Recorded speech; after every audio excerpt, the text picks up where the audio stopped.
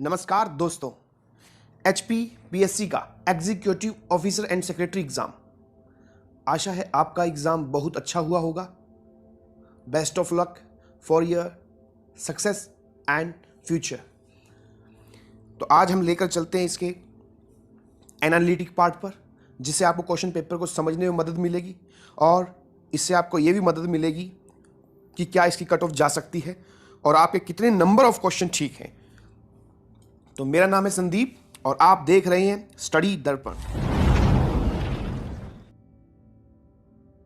9 से 10 क्वेश्चन ऐसे थे जो बिल्कुल फ्री के थे, जिसमें आप बिल्कुल फ्री के नंबर ले सकते थे। वो भी आगे मैं डिस्कस करूंगा और जिसने भी उन क्वेश्चन पर दिमाग लगाया होगा, समझो 10 नंबर फ्री में ही उसको मिल गए होंगे उन स्टूडेंट्स को। और आपको पहले ही बता दिया गया था इस एग्जाम से पहले, ठीक जब HAS का एग्जाम हुआ था, कि HAS का एग्जाम डिसाइड करेगा कि आने वाले जो हिमाचल के इस साल 2020 के एग्जाम में वो कैसे होंगे। जैसे कि आपको बता दिया गया था पहले कि जो एग्जाम होगा उसके जो आंसर होंगे वो बॉक्सेस में होंगे, ठीक, और वो थोड़ा सा हटके एग्जाम आएगा। और ठीक अब की बार भी वैसा ही हुआ। इस बार का जो एग्जाम था उसके आंसर भी ठीक HAS की तरह बॉक्स में ही थे, सबसे बड़ी चीज। और उससे भी बड़ी चीज बताई जाए तो कुछ क्वेश्चन तो ऐसे थे जिसे मैं बोलूंगा वो रीजनिंग बेस्ड थे। जिस स्टूडेंट ने भी ये वीडियो नहीं देखा होगा तो शायद उसको नहीं पता लगा हो। बाकी जिस बच्चे ने भी ये वाला पार्ट देखा होगा, रीजनिंग का एक भी क्वेश्चन नहीं आया था इस बार, लेकिन रीजनिंग की तरह आप उसको सोल्व कर सकते थे, क्योंकि ये वाली ट्रिक मैंने इस वीडियो में बता दी थी ऑलरेडी। तो 5 क्वेश्चन की बात की जाए और इसका आंसर क्या था पता है, वो भी था ऑल ऑफ दीज। तो आप समझ लीजिए 5 से 10 क्वेश्चन आपके बिल्कुल फ्री के क्वेश्चन थे। 5 क्वेश्चन ऑल ऑफ दीज वाले और 2 क्वेश्चन रीजनिंग पार्ट वाले, 7 और 2 से 3 क्वेश्चन और थे जो अभी हम इस पे डिस्कस करेंगे। तो आप सोच सकते हो 7 से 10 क्वेश्चन एब्सोल्युटली फ्री थे। अगर जिस बच्चे को नहीं भी आते तो भी आप फ्री में ले सकते थे। मतलब आपका देखा जाए पेपर 90 का था, 10 नंबर तो फ्री के थे, 10 क्वेश्चन। तो इस तरीके का रहा। अब हम चलते हैं इसके एनालिटिक पार्ट पर कि किस पार्ट से क्या क्या चीजें आई। और आपको मैंने पहले ही बता दिया था एग्जाम निकालना एक आर्ट है, तो उसमें तुम्हारा भाई स्मार्ट है। अब मैं बताता हूं किस तरीके से, स्मार्ट तरीके से आप इस एग्जाम को बहुत ही बेहतरीन अंदाज में सोल्व तो कर ही सकते थे और सिलेक्शन भी ले सकते थे। खैर, भगवान की दया से जिस बच्चे ने जैसी मेहनत की होगी उसको वैसा जरूर फल मिलेगा। तो अब चलते हैं हम इसके एनालिटिक पार्ट। देखिए, अगर मैं इसके फर्स्ट पार्ट की बात करूंगा, आप देख सकते हो करंट अफेयर्स। जी हाँ, करंट अफेयर आया है, इसका 26 क्वेश्चन आए करंट अफेयर से, तो ये अपने आप में इंपॉर्टेंट है। सेकंड नंबर की यहां पर बात की जाए तो चलते हैं HP GK यहां पर आए 28 मार्क्स की, मतलब 28 क्वेश्चन ये आए हैं। करंट अफेयर यहां से आया है और मैथ वाला जो पार्ट था वहां से आएंगे आपके 15 क्वेश्चन। हाँ, इसमें थोड़ी सी ये अब की बार रही कि रीजनिंग का इन्होंने एक भी क्वेश्चन नहीं डाला, जो प्योर रीजनिंग हम जिसे बोलते हैं वहां से एक भी क्वेश्चन नहीं आया। तो और उसके बाद चलते हैं मॉडर्न हिस्ट्री पे। मॉडर्न हिस्ट्री से आए 8 क्वेश्चन। अब बच्चों, इन 4 की बात भी की जाए, इन 4 सब्जेक्ट पे बात की जाए, 4 पार्ट पे बात की जाए, तो यहीं से अच्छा खासा क्वेश्चंस आ चुके हैं एग्जाम में। जी हां, इन्हीं 4 पार्ट से 77, अगर मैं बात करूं 77 क्वेश्चन आ चुके हैं। अब आप खुद ही देख लीजिए कि आपको कितना पढ़ना होगा। मैं फिर बोलने जा रहा हूं कि इतना नहीं पढ़ना होगा जितना, क्योंकि एग्जाम, अगर मैं बात किया जाए यहाँ पर, एग्जाम कभी भी पढ़ने से नहीं सोल्व होते, वो ट्रिक से सोल्व होते हैं हमेशा। पढ़ के तो आप बाबा बन जाओगे, और बाबा का जो अगर मैं बात करूँ तो बाबाओं के पास पैसा नहीं होता। I think you know already about this. तो आप सोच सकते हो सिर्फ 4 पार्ट से तो आपको स्मार्ट स्टडी करनी होगी। ये नहीं है गधों की तरह पूरा दिन पढ़ते रहो, पूरा दिन पढ़ते रहो। आप अपनी जगह ठीक है। देखिए, मैंने आपको पहले ही बता दिया था कि मेन स्ट्रीम में ही आपको अपना गोल को टटोलना होगा। अब मेहनत कम कीजिए लेकिन खतरनाक कीजिए।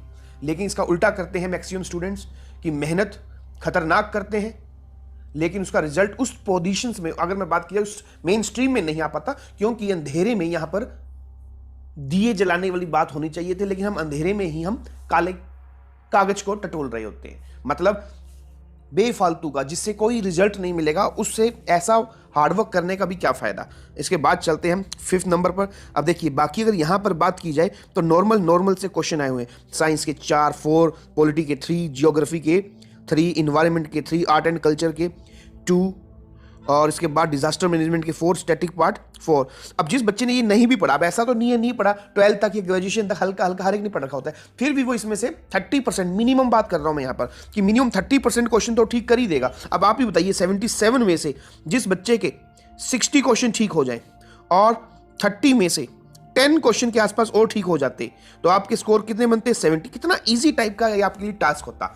लेकिन वही बात कि मेन बच्चों को यही नहीं पता क्या करना है, और कुछ टीचर भी ऐसे ही मैं कहूँगा थोड़े से गुमराह कर देते हैं क्योंकि उनको हिमाचल का गेम ही नहीं पता होती। खैर मैं सभी टीचर ऐसे नहीं है, अपने आप में टीचर अपने आप में एक सबसे बेस्ट है, सभी दोनों टाइप टीचर ही हैं। लेकिन हाँ, कुछ जिन टीचर को पता ही नहीं होता, जो यूपीएससी के अकॉर्डिंग पढ़ा रहे होते हैं बच्चे को, वो एचपी वाला काम नहीं कर पाते, क्योंकि एचपी और यूपीएससी का टोटली डिफरेंट टाइप का आपको एग्जाम पैटर्न मिलेगा।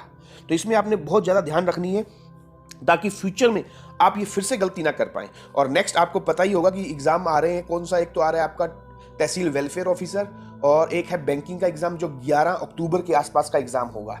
जी हाँ, तो उसके लिए हम स्पेशल सीरीज लाएंगे, उसके लिए मैथ लाएंगे कि आप मैथमेटिक्स का क्वेश्चन कैसे 5 से 7 सेकंड में अटेम्प्ट कर सकते हो। उसमें ट्रिक और बेसिक मेथड दोनों मेथड से आपको बताया जाएगा। और TWO के लिए भी स्पेशल वीडियो लाएंगे, तो आप अच्छा देखना। हम तो भगवान से यही कोशिश करेंगे कि आप जल्दी as soon as possible you achieve your goal. तो ये था। अब चलते हम थोड़ा सा एग्जाम के पॉइंट ऑफ व्यू पर। जी हाँ, आप ये यहाँ पर देख सकते हैं जो एग्जाम हुआ था 27 सितंबर को, सेक्रेटरी वाला। अब कुछ स्टूडेंट को ये लगा होगा कि सर एग्जाम वाकई बहुत खतरनाक था, और कुछ बोलेंगे सर मैथ ही बहुत ज्यादा खतरनाक था, तो कट ऑफ पक्की बात है कम जाएगी। ठीक है, लेकिन यहाँ पर सबसे बड़ी बात अगर मैं बात बताऊँ कि वहाँ पर आपके ऊपर प्रेशर हो रहा होता है, आप बहुत ज़्यादा प्रेशर में होते हैं, तो आपको ऐसे ही लग रहा होगा कि हाँ जी पेपर का लेवल ही बहुत ज़्यादा खतरनाक है। लेकिन सच बताया जाए यहाँ पर तो पेपर का लेवल इतना खतरनाक नहीं है। अब आप बोलोगे सर कैसे खतरनाक नहीं है पेपर का लेवल? देखिए, पेपर का लेवल इसलिए खतरनाक नहीं है क्योंकि यहाँ करंट अफेयर्स की बात की जाए तो करंट अफेयर से ही आपके 26 क्वेश्चन आए हैं, और 26 क्वेश्चन को याद करना मुझे लगता है is not a big deal. और HPGK की बात की जाए 28 क्वेश्चन आए हैं। तो यहाँ पर हिमाचल वालों का मतलब है जो वेटरन पिन है या फिर जो खतरनाक बच्चे हैं, जो वाकई जानते हैं किस तरीके से पढ़ा जाए, ठीक है, वो अपने आप ही इन 2 सब्जेक्ट में ही आपसे लीड करना स्टार्ट कर देंगे। बाकी तो सब के सब बराबर ही होते हैं। अगर मैं बात करूं जैसे एक ही थाली के सब चट्टे बट्टे, तो इन 2 को छोड़ दिया जाए, करंट अफेयर्स को छोड़ दिया जाए और छोड़ दिया जाए HPGK को, उसके बाद तो कुछ बचा ही नहीं। क्यों कुछ नहीं बचा? क्योंकि उसमें से 3-4 एक हिस्ट्री ऐसा है जिसमें 8 क्वेश्चन आए हैं, जहां से बाकी तो कुछ है ही नहीं, दम बचा ही नहीं। तो आप देख सकते हो कि पेपर का लेवल उतना नहीं था जितना इसको उस टाइम आप समझ रहे होंगे। क्यों? इसके पीछे 2 रीजन होते हैं। एक, आप प्रॉपर प्रैक्टिस नहीं करते घर पे, तो आप सिर्फ सीधी प्रैक्टिस वहीं करते हो। एक बात बताइए कि आप वर्ल्ड कप खेलने जा रहे हो और आप लोकल लेवल पे भी नहीं खेल पा रहे, या सिर्फ लोकल लेवल पे ही खेलते हो।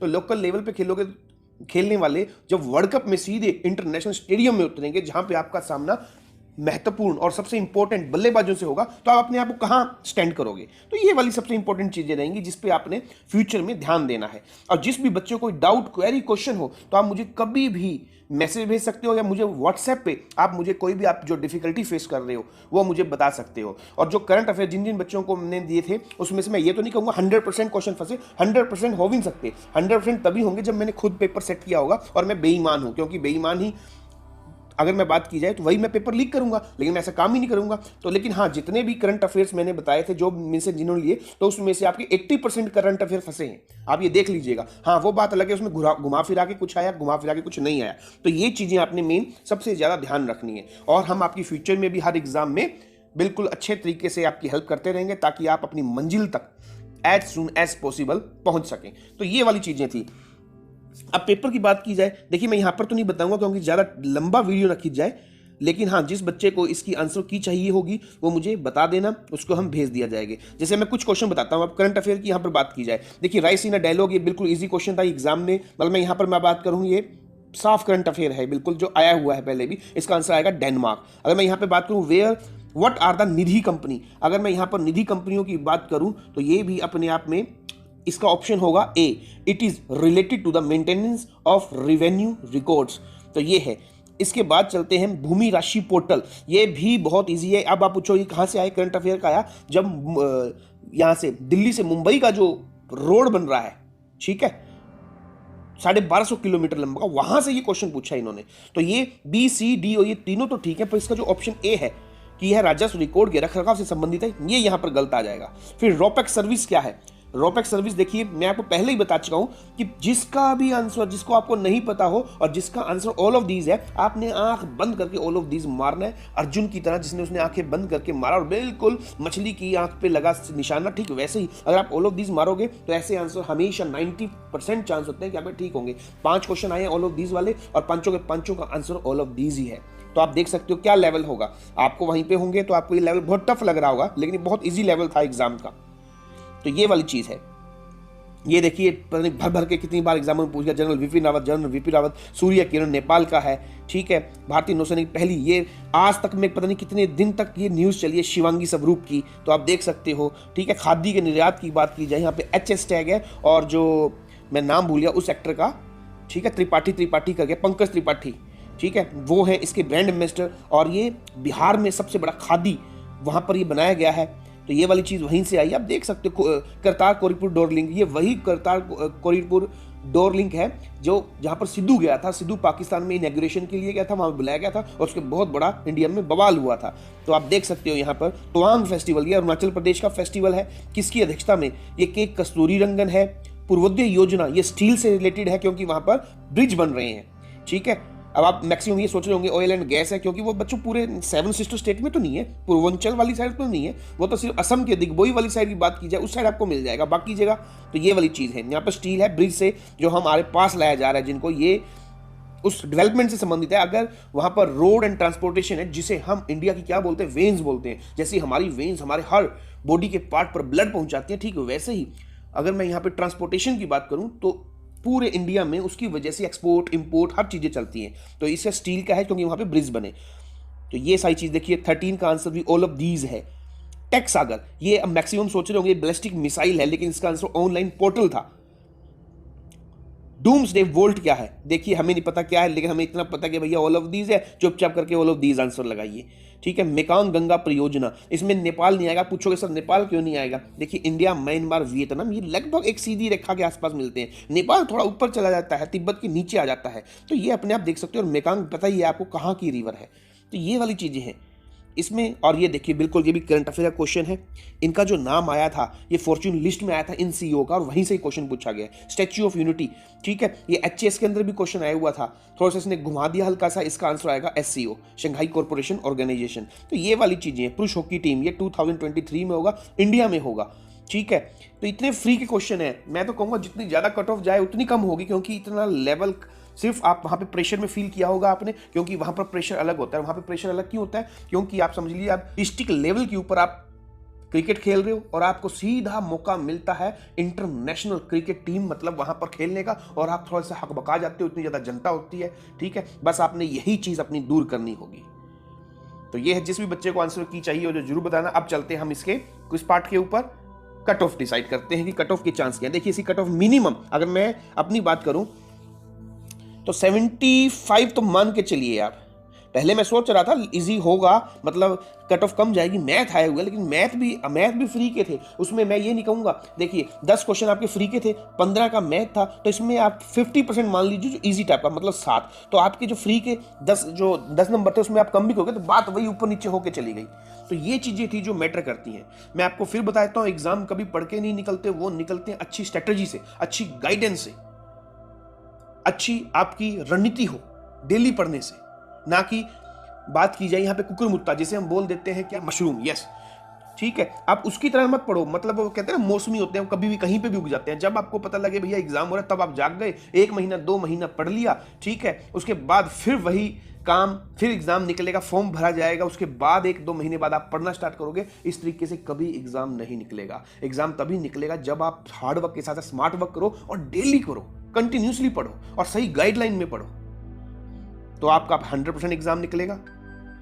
तो जिस बच्चे को कोई भी डाउट, क्वेरी, क्वेश्चन हो, किस तरीके से अपनी स्ट्रेटजी बनानी है, किस तरीके से आपने पढ़ना है, तो आप जरूर मुझे व्हाट्सएप कीजिए, मेरा नंबर आपको नीचे मिल जाएगा।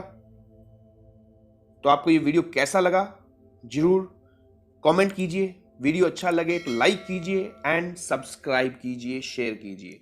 तो मिलते हैं हम अपने नेक्स्ट वीडियो में, तब तक के लिए गुड बाय।